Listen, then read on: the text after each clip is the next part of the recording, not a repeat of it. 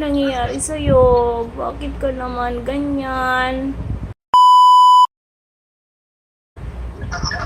Ano nangyayari ba?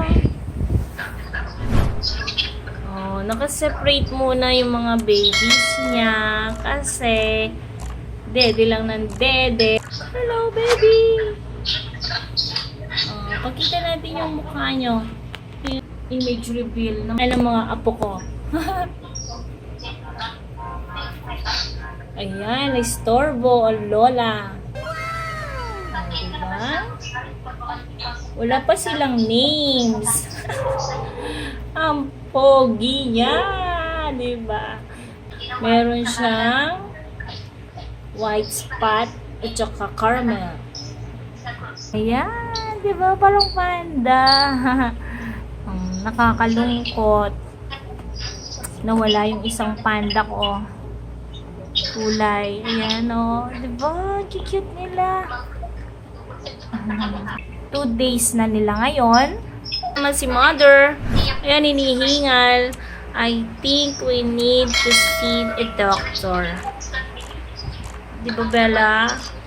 Bella? Oh, ang hirap ba mga anak? Nagka-cesarean siya. Hinihingal, Bella. Anong nangyayari sa'yo? Ha? Gusto mo ng doktor? Babalik tayo? Minto naman eh. Siyempre, baby niyan, masakit 2 araw pa lang eh. Pinupunasan mo yung baby. Gusto mo ba pakiramdam ng Bella ko? Kiss ko nga.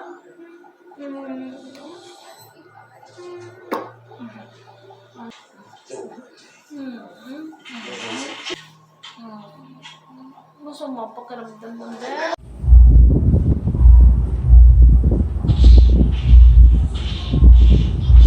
Yan.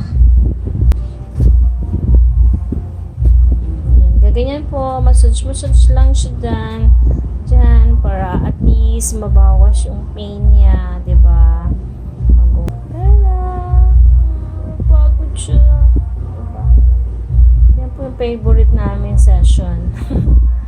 Kapag kinaganyan-ganyan ko yung kanyang nipple, yan, at saka yung kanyang dip-dip, para bang nare-relax siya.